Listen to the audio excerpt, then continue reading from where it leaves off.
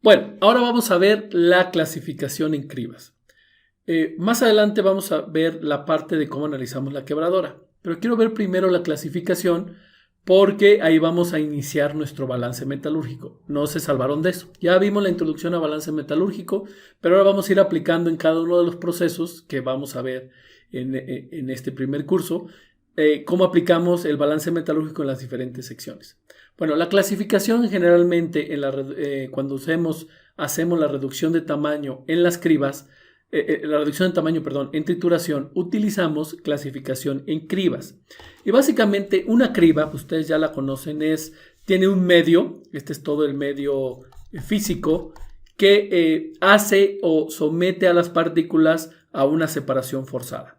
Generalmente está inclinada, ¿para qué? Para que las partículas se alimentan en esta sección, las partículas rueden de una manera natural hacia abajo, pero aquí tiene un sistema, por eso tiene estos resortes, de vibración.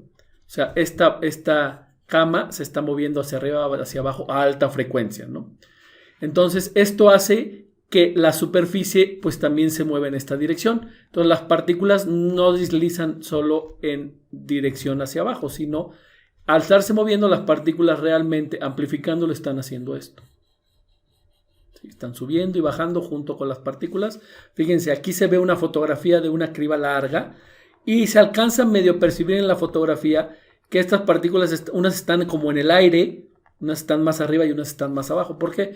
Porque sí se están moviendo en dirección axial, podríamos decir, pero también en dirección vertical, ¿no? Se están moviendo. Si no tuviéramos este movimiento, pues las partículas se deslizarían y muy pocas podrían pasar a través de los agujeros. Entonces, al estarse subiendo, pues la partícula agarra un momentum y puede atravesar. Las partículas menores al tamaño de la malla, pues en teoría van a pasar a través de estos módulos, ¿se fijan? Estos módulos de aquí, pues tienen aperturas, tienen una cierta porcentaje de área abierta. Y el más tamaño de la malla, pues va a quedar arriba. Si esta malla es, por decir, 2 milímetros, pues aquí esperamos que partículas más grandes de 2 milímetros queden arriba y partículas menores a 2 milímetros queden abajo. Ahora, pero desgraciadamente eso no sucede siempre. Cuando esto está muy cargada, se fijan aquí, se ve más o menos cargada, sobre todo al inicio, pues aunque la partícula se está moviendo, puede estar lleno de otras partículas y esta partícula nunca llegar a poder pasar a través de un agujero. O sea, no hay agujeros disponibles, están saturados por otras partículas. Entonces se llega a atrapar una cierta cantidad de partículas finas aquí arriba. O sea, de menos 2 milímetros siguen manteniéndose arriba. Y en algunas ocasiones, cuando los módulos se dañan, porque pues, se van desgastando, se llegan a romper, pues llegan a pasar algo de partículas por abajo. Entonces, esto involucra que las cribas no son 100% eficientes. Sí, son altamente eficientes la mayoría, pero cuando están sobrecargadas o tienen daños en los módulos, en estos módulos de clasificación, pues vamos a obtener partículas que no deberían de estar ahí. Y esto me genera cargas circulantes, me genera algunos problemas operativos. Entonces, siempre va a ser importante evaluar su eficiencia, ya sea por fracciones de tamaño o eficiencia global. Y aquí vamos a ver cómo hacemos esa eficiencia. Entonces las cribas suben y bajan y se transportan hacia abajo, ¿no? Ese es nuevamente el proceso. Ahora,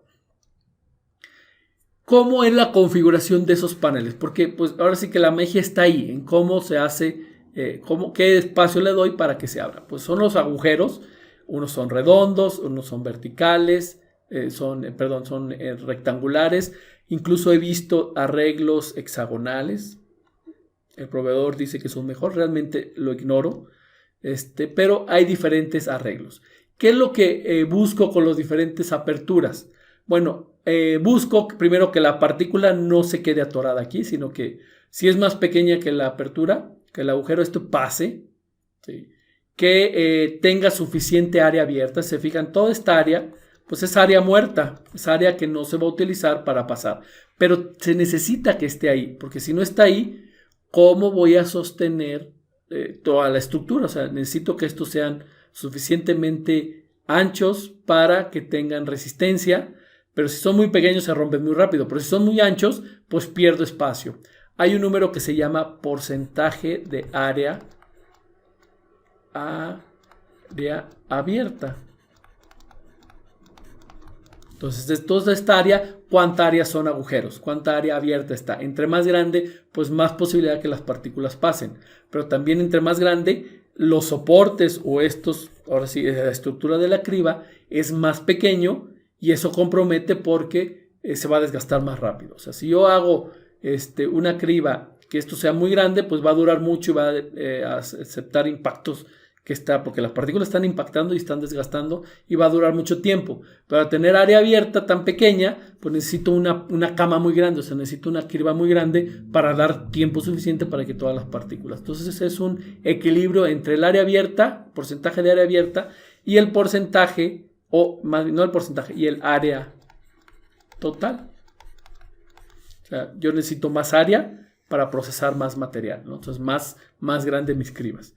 Ahora, algunas son de este tipo, otras son con mallas. Si fíjense, es una vista, un corte transversal, pues son simplemente alambres. Esas son muy comunes, son más económicas que esto. Estos son diferentes materiales como poliuretano, son de diferentes arreglos, pueden ser así, diferentes configuraciones, les digo, diferentes formas, hasta triangulares he llegado a ver. Pero estas mallas pues son las más sencillas, no son un tejido, son más económicas y pues sí me limita a un arreglo cuadrado o un arreglo rectangular cuando mucho. Estos hilos o estas ahora sí va la redundancia, los alambres que lo forman, pues también se desgastan, se llegan a romper y cuando se llegan a romper, pues las partículas más grandes pasan. ¿Qué pasa si se rompe de aquí? Pues puede pasar una partícula alargada. Si aquí esta parte se rompe, pues queda un agujero grande y pues van a pasar partículas más grandes. Entonces tenemos de esos dos tipos, incluso hasta de tela o de mallas muy muy finas, malla 400 para molienda, para clasificación súper fina.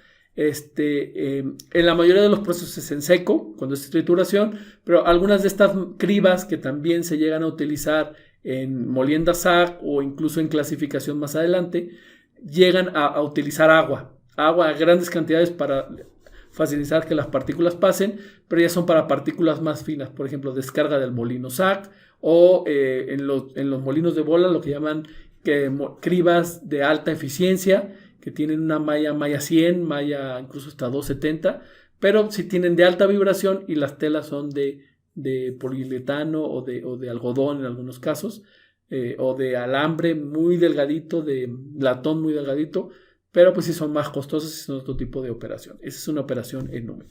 Bueno, entonces así se hace la clasificación en la criba y esto me genera una eficiencia. Fíjense, yo tengo la criba. Aquí vamos a hacer un diagrama de una criba. Más o menos así se ven. Yo tengo la alimentación. El rechazo vamos a llamar que son los gruesos. Y los finos son los que descargan por abajo. Al estar vibrando esto, ya vimos, las partículas van así.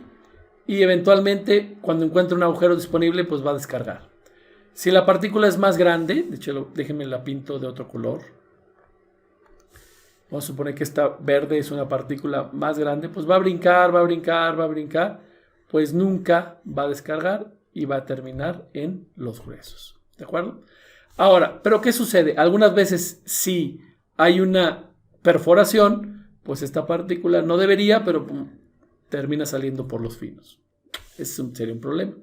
O una partícula fina que puede pasar, pero está tan lleno aquí de partículas, toda mi cama, que las partículas está golpeando los alambres, o ya va a estar y está cayendo una partícula a través de un agujero y lo está bloqueando en ese instante y termina acá. Entonces, esas son ineficiencias y yo lo puedo graficar. Si yo grafico o defino la eficiencia, puedo definirlo en términos de porcentaje de eficiencia.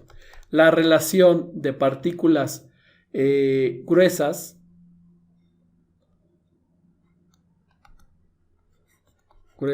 entre las partículas de alimentación por 100. Y esto lo hago para cada fracción de tamaño.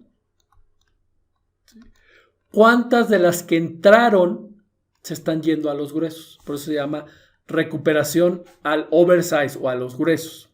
Está aquí en inglés, ¿no? Por ejemplo, partículas de 16 en este caso milímetros. Todas las que entraron, o sea, a lo mejor entró una tonelada, toda esa tonelada se quedó en los gruesos. Está muy chiquita, ¿no? No se puede, no puede pasar. En cambio, por ejemplo, partículas de 12, ahí está medio chueco, ¿no? Pero hagan caso. Vamos a suponer que es el 80%.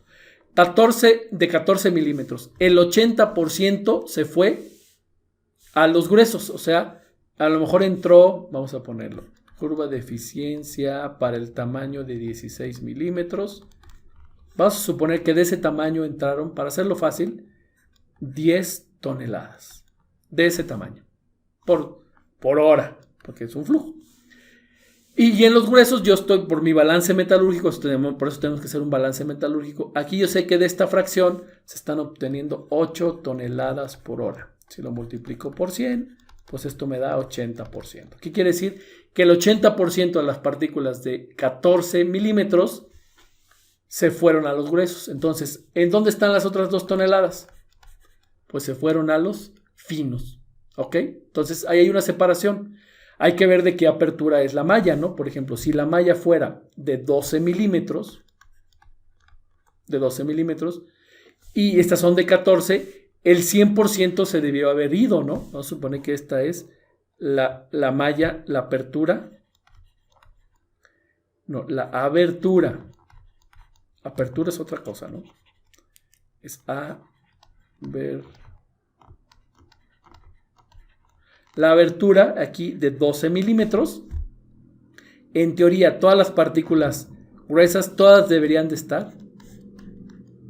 De hecho, vamos a pintarlo de otro color para que se vea. Pintarlo morado.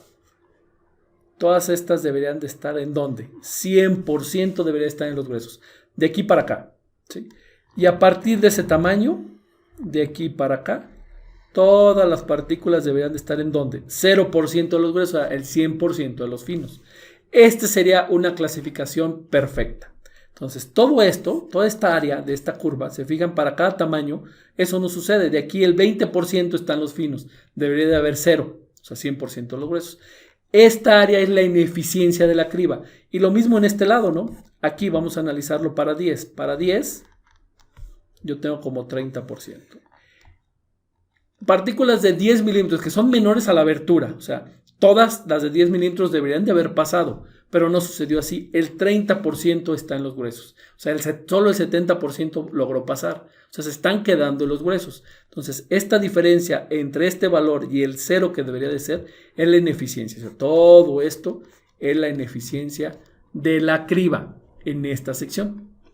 Entonces, pues aquí vamos a empezar a batallar porque es algo natural, o sea, nunca vamos a obtener una clasificación perfecta, a menos que la alimentemos bien poquito y la criba sea súper grande para darle tiempo suficiente a que pase, ¿no? ¿Cómo pueden pasar partículas gruesas a través de una criba que es de 12, por ejemplo? ¿Cómo pueden pasar de 14 o de 15? Pues hay que recordar que las partículas a veces son alargadas. Entonces, por este tamaño no pasa, pero por este tamaño sí pasa. O las cribas con el desgaste se van abriendo los agujeros, se van haciendo más grandes, que originalmente era de 12, después de meses de operación a lo mejor ya es de 12.5. Todas esas cosas llegan a pasar. Ok, aquí hay un tamaño que caracterizamos en clasificación que llamamos el tamaño de corte. ¿Se fijan? Es donde está el 50% de las partículas. Este se llama el D50. El D50 es el tamaño de corte, es el tamaño de separación, es el tamaño donde el 50% de las partículas, se fijan aquí, el 50% de las partículas está en el oversize o en los gruesos. ¿En dónde está el otro 50%? Pues en los finos. Entonces, este sería el teórico. La abertura era de 12, pero el real, la separación de 50-50, pues fue como de, si aquí es 11, como de 11. 11. Si aquí les digo es 11, aquí sería 11.7. Ese es el tamaño de corte, ¿sí? Y de aquí, si fuera una clasificación perfecta, pues el tamaño de corte debería de ser 12 milímetros exactamente. Pues bueno, es una referencia. Entonces, esta gráfica la podemos hacer que se llama curva de eficiencia. Y la curva de eficiencia aplica lo mismo para ciclones. Cuando vemos ciclones vamos a repetir un poquito de esto, pero así se calcula la curva de eficiencia. Las partículas muy finas casi, te fijan, es un 2%, son partículas que se quedan pegadas, a veces sucede, a veces no, pero las cribas generalmente son ciertamente eficientes. Cuando veamos ciclones vamos a ver que esta curva no baja del 30%, 20-30%, entonces en cribas es relativamente eficiente. Esta la podemos calcular a través de un balance metalúrgico. Puedo calcular cuántos gruesos hay, cuántos finos hay, y si sé cuánto está entrando y cuál es su granulometría, puedo calcular el tonelaje en cada fracción de tamaño. Esta curva fácilmente se puede calcular. ¿Ok? Bueno, entonces, esa sería la curva de eficiencia. Ahora, vamos a hacer un balance a través de en la criba. En la criba yo tengo la alimentación, que sería la alimentación a la criba, los gruesos, coarse, es decir, gruesos, y los finos. ¿Ok? Si hago un balance de sólidos, se debe de cumplir, ¿no? Ya lo habíamos visto. La alimentación debe de ser igual a gruesos más finos. ¿De acuerdo? Entonces, yo necesito... Normalmente conozco la alimentación o alguno de los productos porque hay bandas, hay pesómetros, pero generalmente conozco la alimentación. Esta la conozco. Necesito otra ecuación porque no conozco ni cuántos gruesos ni cuántos finos se está produciendo. Entonces necesito una propiedad que las haga diferentes. Por ejemplo, vamos a ver las propiedades que se me ocurrirían. Humedad. ¿Humedad se puede utilizar? O sea, el porcentaje de sólidos. Pues no, porque aunque los finos generalmente son más húmedos que los gruesos, pero casi es lo mismo. Entonces, humedad no puede ser un candidato.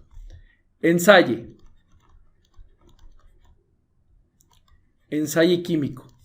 ¿Se puede utilizar? Pues no, porque no hay concentración. Aunque a veces los valores se concentran en los finos, ustedes dirían, pero las diferencias son mínimas. Básicamente la ley se mantiene. Entonces, el ensaye, ya no puedo hacer un balance de contenidos como había hecho en flotación.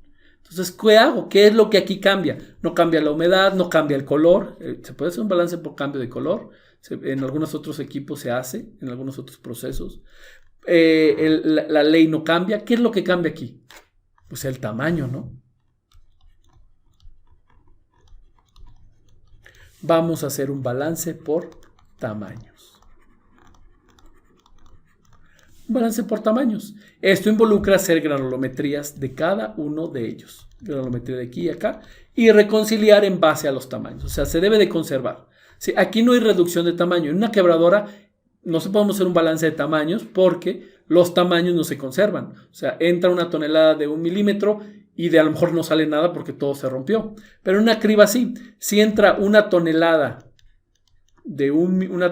por hora de partículas de 1 milímetro, pues aquí vamos a tener a lo mejor 0.5 toneladas por hora de 1 milímetro y acá va a haber 0.5 toneladas por hora de 1 milímetro. O sea, se debe de conservar el principio de conservación de materia. O sea, si entran de 2 milímetros 2 toneladas, pues debe haber a lo mejor aquí 0.8 y aquí 1.2, ¿no? O sea, se debe de conservar esa relación. Entonces vamos a hacer un balance de tamaños, pero va a ser un poquito diferente. Ahorita les voy a explicar, no lo propongo aquí todavía, porque sería explicarlo y lo vamos a explicar con un ejemplo, muchísimo más fácil, pero vamos a dejarlo para la siguiente clase. Ya nada más les quise introducir cómo vamos a hacer ese ejemplo de balance en la criba.